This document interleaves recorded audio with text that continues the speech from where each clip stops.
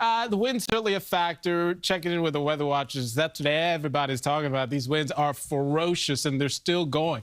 I know you felt it all day long. And the duration is problematic because it does mean, it's a lot of wear and tear on these trees, and it could produce some damage, some power outages. I know some of our friends up in the higher elevations are worried about that. Certainly cold, numbers sub-freezing everywhere. Anemometers doing double duty today. Flags are blowing in the wind. And Elena's reminding us about the threat for black ice. Of course, nice and mild yesterday with temperatures near 50, so a lot of, melting was able to happen, but a lot of refreezing happened overnight. So just something else to be mindful of. By the way, whatever snow didn't melt is now ours to keep because the temperature is going to be pretty cold from here. Let's take you outside at 6:45. Clouds overhead. We'll get the sun up here, 7:20, I believe that sunrise this morning. It's partly cloudy right now. It's 31. Of course, the wind makes it feel a lot colder than that. And this has been the theme all month long. Been below average, 5.5 degrees. And it doesn't look like we're changing that story anytime soon. That's going to be the story not only as we finish 2025, but even as we ring in 2026. New Year, same chill as temperatures struggle, and we'll be well below average likely through the first week of 2026.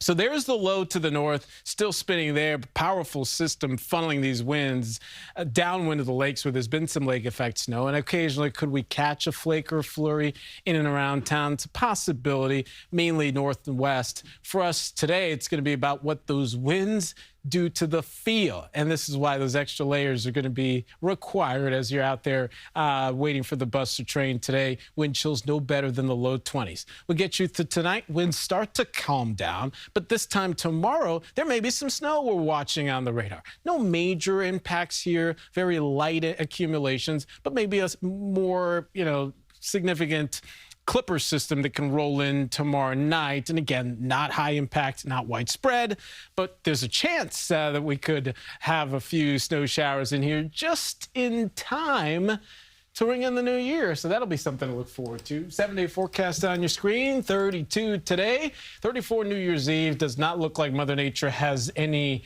warm resolutions to kick in the new year because it's going to stay cold. And I know, Ziza, you love it cold. So more of that for you to enjoy. Yeah, Tony's been sarcastic. Am I? Yeah.